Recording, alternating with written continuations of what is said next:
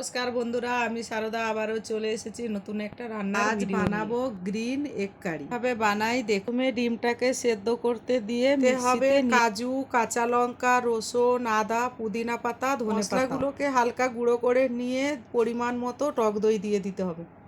এরপরে কড়াইটা গরম করে তাতে সাদা তেল দিয়ে কুচিয়ে রাখা পেঁয়াজ দিয়ে দিতে হবে।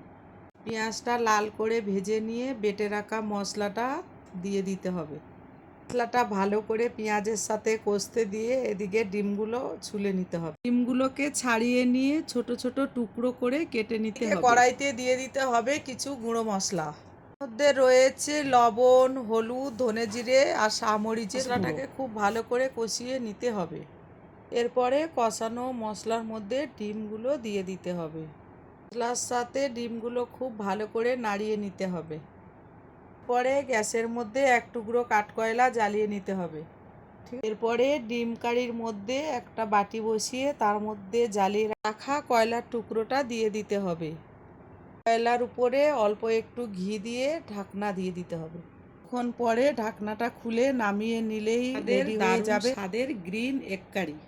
পরোটা বা রুটির সাথে ভীষণ ভালো লাগে। অবশ্যই বানিয়ে দেখবেন। ভালো লাগলে একটা লাইক, কমেন্ট, শেয়ার করবেন।